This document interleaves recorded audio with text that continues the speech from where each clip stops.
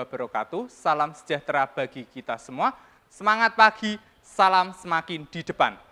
Berjumpa lagi dengan saya, Bapak Iman Syahroni, Guru Pengampu Mapel Pekerjaan Dasar Otomotif di SMK Kesuma Margoyoso Pati. Pada video pembelajaran kali ini, saya akan mengenalkan SST untuk praktek CVT. Nah, untuk kali ini saya akan mengenalkan SST yang digunakan untuk praktek CVT. Apa saja SST yang digunakan untuk melakukan praktek CVT? Yang pertama, di sini ada universal holder. Yang kedua, ada flywheel holder. Yang ketiga, spring kompresor. Yang keempat, ada ragum. Selanjutnya, yang pertama kita akan mengenalkan yang namanya tentang universal holder. Fungsi dari universal holder di sini yaitu untuk menahan driven pulley bagian depan. Saat kita melepas atau kita memasang driven pulley bagian depan, usahakan menggunakan yang namanya universal holder. Kenapa kita harus menggunakan universal holder? Karena jika tidak kita gunakan atau jika tidak kita lakukan, maka driven pulley bagian depan ini akan berputar. Jadi tidak akan terlepas. Yang kedua yaitu ada flywheel holder. Sama, flywheel holder yaitu untuk mengunci driven pulley bagian belakang. Supaya apa? Driven pulley bagian belakang kita kunci. Karena jika tidak kita kunci, maka driven pulley bagian belakang saat kita melakukan pelepasan atau pemasangan, dia akan berputar dengan sendirinya. Nah, usahakan saat menggunakan flywheel holder, diusahakan harus benar-benar kencang. Dengan cara, yang pertama kita harus kendorkan dulu. Seperti ini. Yang kedua, kita pasang flywheel holder, lalu kita kencangkan.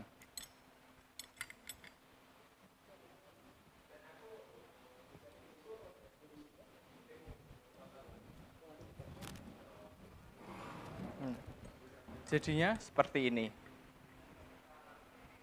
Usahakan untuk melakukan pengencangan harus benar-benar kencang supaya tidak berputar atau driven pulley bagian belakang ini tidak berputar lagi. Terus saat kita melakukan pelepasan, bagian ini tangkai flywheel holdernya itu sebelah kiri. Sedangkan untuk melakukan pemasangan, kita pindahkan ke bagian kanan. Jika sudah terlepas, maka kita akan menggunakan alat yang ketiga yang namanya spring kompresor. Untuk spring kompresor, di sini fungsinya adalah melepas pegas pada kampas ganda di driven pulley. Kenapa kita harus menggunakan alat yang namanya spring kompresor? Karena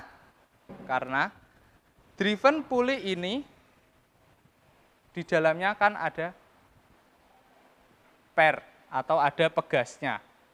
Nah, jika kita tidak menggunakan alat ini, dia akan melepas atau loncat. Untuk cara penggunaannya, di sini kita menggunakan alat yang namanya ragum. Tadi saya jelaskan alat yang menggunakan ragum. Caranya seperti apa? Kita pasang spring kompresor ke ragum, kita jepit, terus kita kunci. Usahakan saat kita memasang spring kompresor ke ragum, diusahakan benar-benar kencang. Kenapa harus benar-benar kencang? Takutnya kita saat melakukan pelepasan pada ini driven pulley, spring kompresor bisa tergeser. Jika sudah terpasang, kita kendorkan dulu spring kompresor. Kemudian kita pasang driven pulley, disesuaikan pada lubang yang ada di driven pulley. Setelah kita paskan lubangnya yang ada di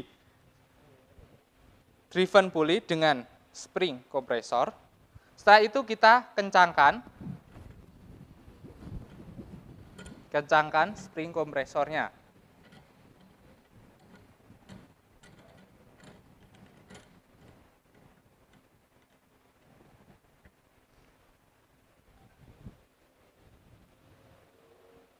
Diusahakan saat kita kencangkan harus benar-benar kencang. Kenapa? Karena pengunci yang ada di driven pulley ini, kalau tidak kita kencangkan yang spring kompresornya, dia tidak akan terlepas. Untuk melepas pengunci di driven pulley ini, kita gunakan kunci tambahan, kunci shock atau kunci soket yang ukurannya 39 dengan 41. Tetapi kita gunakan yang ukurannya 39. Disesuaikan dengan ini pengunci driven pulley. Kita akan melepaskan pengunci di driven pulley.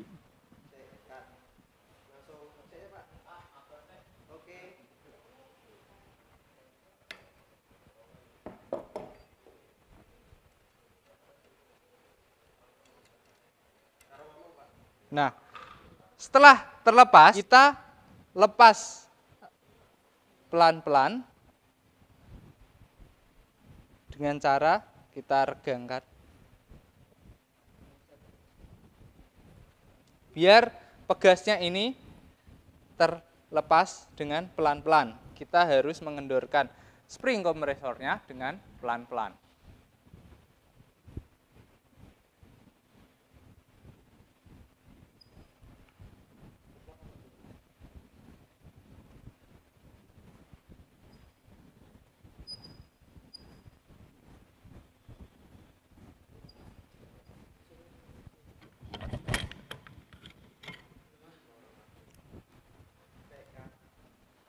Setelah itu kita bisa pas driven pulley-nya.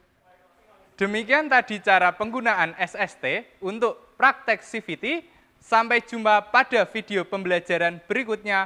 Saya Iman Syahroni. Wassalamualaikum warahmatullahi wabarakatuh.